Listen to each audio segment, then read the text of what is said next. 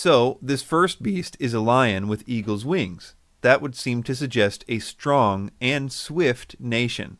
One proof text would be 2 Samuel 1:23, which says, Saul and Jonathan were beloved and pleasant in their lives, and in their death they were not divided. They were swifter than eagles, they were stronger than lions. We could go on to apply the other characteristics given by Scripture about lions and eagles, but I think the important part in terms of interpretation comes from the following lines. I watched till its wings were plucked off, and it was lifted up from the earth and made to stand on 2 feet like a man, and a man's heart was given to it. I think that both the wings being plucked off as well as the lion being forced to act like a man are to be understood as downgrades, or a bad thing for this kingdom, not an upgrade. The wings being plucked off is pretty obvious. If the kingdom was swift like an eagle, but its wings were plucked off, it would not be an advantage to that nation. The being given a man's heart should, in my opinion, be understood as having its lion's heart changed into a weaker heart. Scripture is clear that a lion's heart is better than a man's heart in regard to boldness or fearlessness. 2 Samuel 17:10 says, And even he who is valiant, whose heart is like the heart of a lion, will melt completely. For all Israel knows that your father is a mighty man, and those who are with him are valiant men.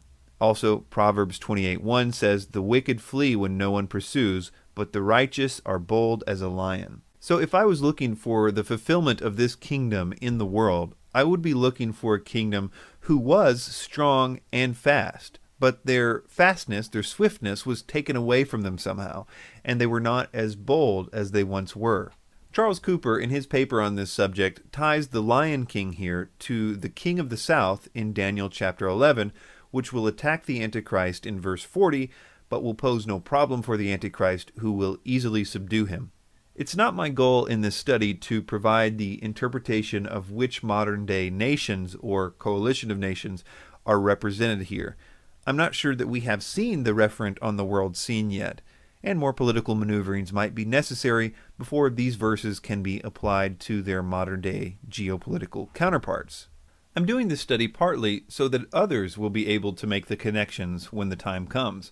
I'm not saying that it is not worth looking for right now, but it's not obvious to me if the national reference can be known, though that could be because of my lack of information about geopolitics, or because the referents are not yet in view in the form being described here. But one thing I am sure of is that when it comes, it will be obvious if you're looking for it, and we don't have to look for cryptic fulfillments of these prophecies. If you have the right interpretation, it will click, and if you don't, it won't. The next beast is described in Daniel 7:5. It says, And suddenly another beast, a second like a bear. It was raised up on one side, and had 3 ribs in its mouth between its teeth. And they said thus to it, Arise, devour much flesh. The next beast Daniel describes is like a bear. In the traditional view, this must be Medo-Persia, because again, they believe that this is a retelling of Daniel 2, in which the second part of that statue is indeed Medo-Persia. As we've already noted, none of the ideas they apply to the lion work for the bear. There is nothing to indicate any Medo-Persian king had a humbling experience which made them to think like a beast, nor is there any indication whatsoever that the Medo-Persian Empire identified itself symbolically or any other way with a bear, and there is never a reference to any Medo-Persian king as a bear in Scripture. Proponents of the traditional view will say that the bear being raised up on one side is symbolic of the uneven relationship between the Medes and the Persians in their coalition. The Medes were initially the dominant party, but later the Persians were the more dominant of the two parts of the empire. It should be noted that the word raised up here is passive. That is, that it was raised up on one side by another force not of its own doing. Much like the lion having its wings plucked off and being stood up, etc., the bear is being raised up on one side by another party. Probably also the group that is ordering it to devour much flesh. It says, and they said thus to it, Arise, devour much flesh. The they here could be a reference to the winds of the earth, that is the 4 winds which stir up the sea in verse 1. The 3 ribs in the mouth of the bear, according to the traditional view, represent 3 notable conquests of the Medo-Persian Empire.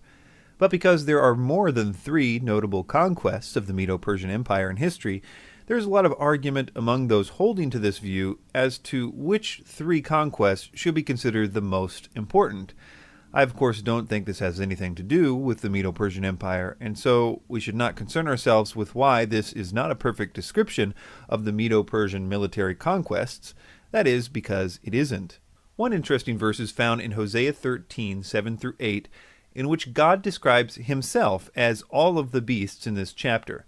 And I think it will give us an idea of what these ribs are. It says, "So I will be to them like a lion, like a leopard by the road I will lurk. I will meet them like a bear deprived of her cubs. I will tear open their rib cage, and there I will devour them like a lion. The wild beast shall tear them." The bear here is described as tearing open a rib cage. And so I think the basic hermeneutic applied to the bear by the traditional view here is correct. That is, that the ribs represent initial conquests by this kingdom that are 3 in number. I would also note that almost every time a bear is figured in Scripture, the idea of it being, as it says here, deprived of her cubs is mentioned. That is, the biblical bear is most ferocious when its offspring is threatened. This is such a consistent thing that I would be surprised if the nation or nations that the bear represents is not acting out of a real or perceived sense of defense. It says, "Arise, devour much flesh." I think that this phrase is very important as it helps to weaken the case that this beast represents Medo-Persia, because after the conquests of Cyrus the Great and his son Cambyses II, which occurred relatively quickly and very early in the Medo-Persian history, there would be 200 years of no conquering at all, until the empire was eventually defeated by Alexander the Great. The empire would spend most of its existence simply struggling to maintain the lands that were initially conquered for it by Cyrus and his son in the first few years.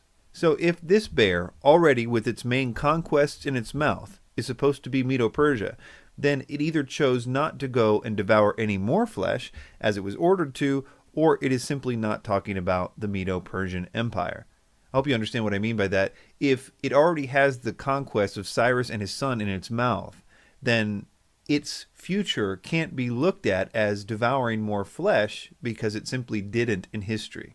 Charles Cooper connects the bear king to the king of the north in Daniel 11, who is said to try to make war with the Antichrist.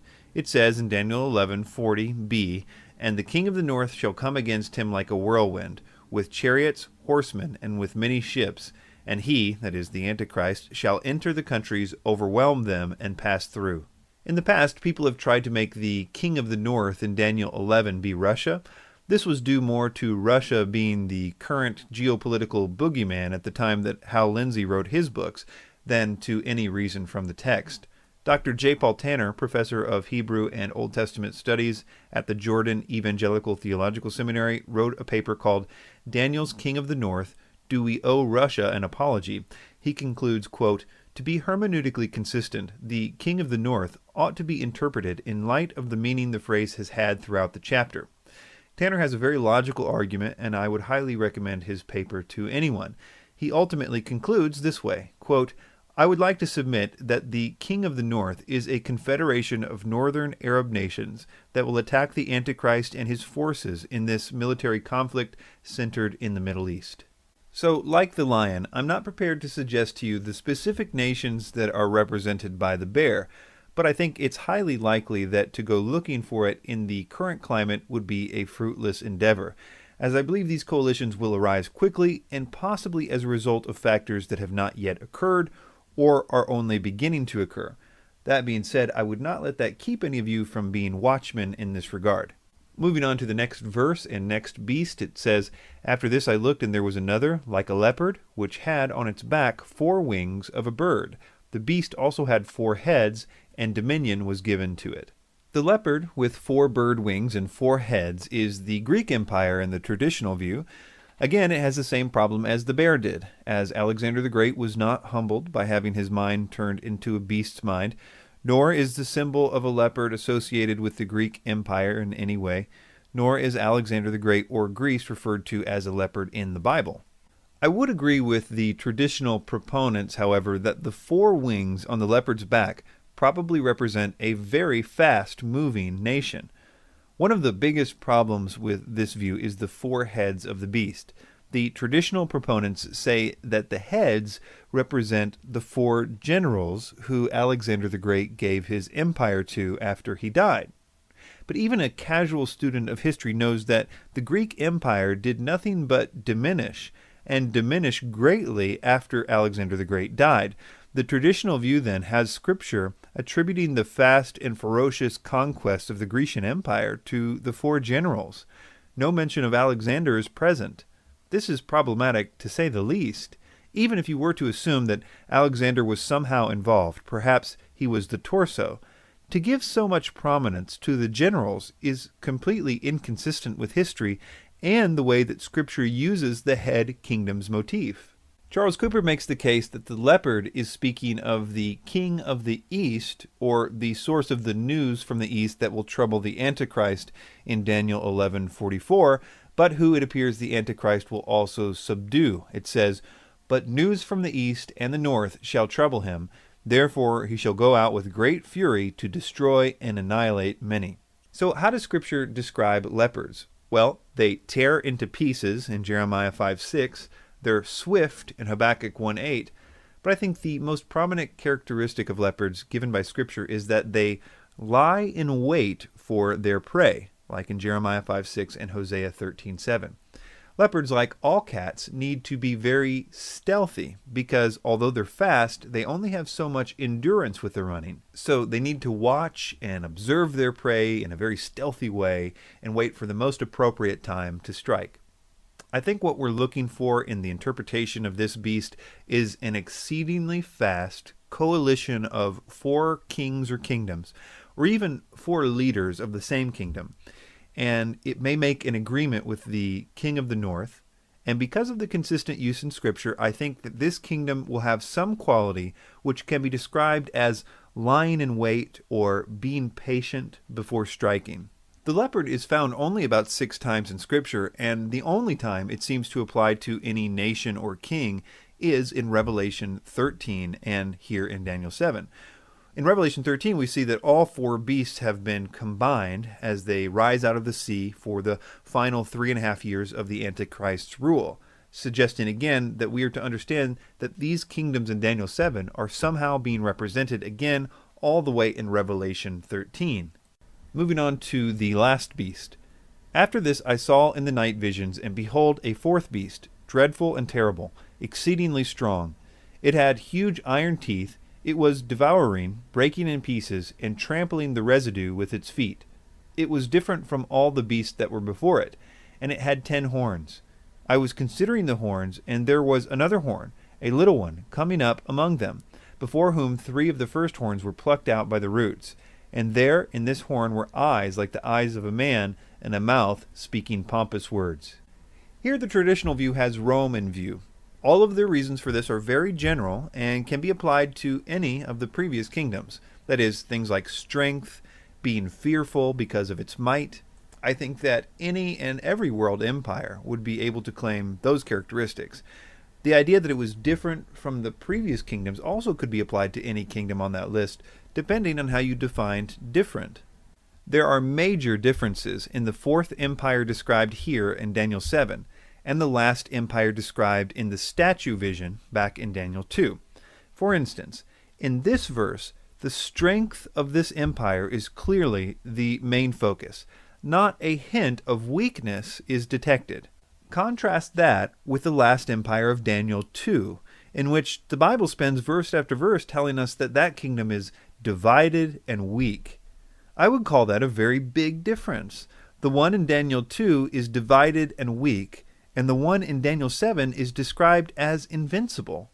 And again, to see more about Daniel 2 and the last kingdom in that chapter, please see the companion study to this. It should be linked in the notes, or you should be able to find it at the website versebyversebibleteaching.com or bibleprophecytalk.com. The main thing that people see as the clincher here is the reference to the 10 horns in Daniel 7, which they say correspond to the 10 toes in Daniel 2. But I beg the reader to realize that there is absolutely no mention of 10 toes in Daniel 2. That idea has to be read back into the text by people who assume that these two chapters are the same.